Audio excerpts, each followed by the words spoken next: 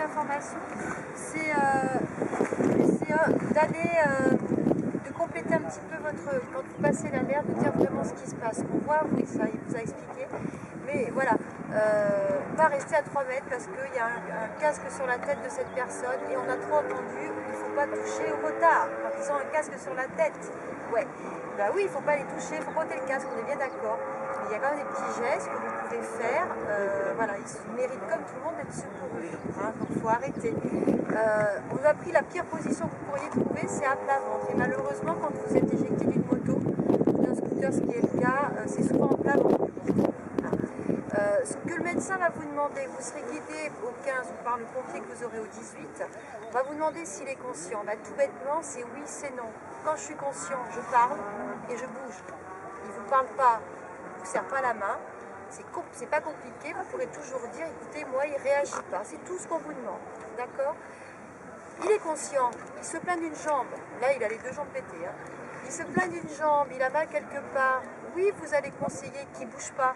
Vous avez prévenu les secours, le rassurer, mais comme on ferait à n'importe qui, de ne pas bouger.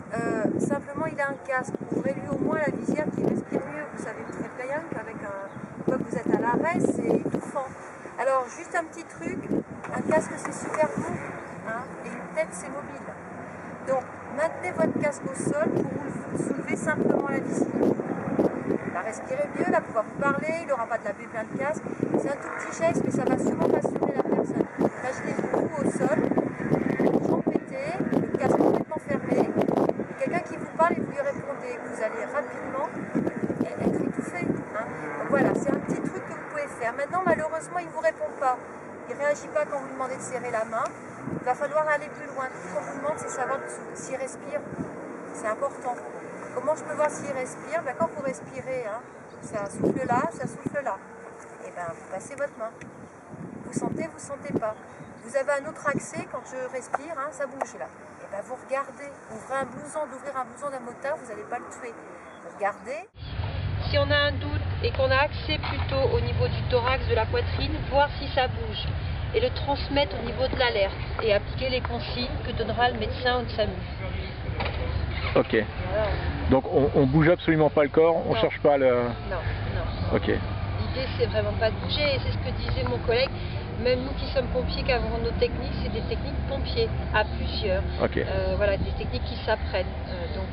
Et ça déjà, faire ça, c'est ce qu'on appelle un bilan. Quelqu'un conscient, pas conscient, respire pas.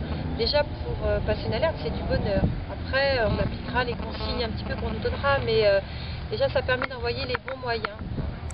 Donc les 3 numéros qu'on connaît, c'est le 18, le 17 et le 15. Le 112, lui, c'est le numéro européen. Ça sert aux Français de pouvoir demander des secours à l'étranger, et ça sert à l'étranger de venir en France et demander des secours. D'accord? Les numéros, vous pouvez les appeler n'importe quand. Même si vous n'avez plus de forfait sur vos téléphones, le numéro d'urgence prendra le relais le plus près. Il s'en fout si vous êtes de Bouygues, SFR ou quoi que ce soit. Il prendra le premier relais et il demandera les secours.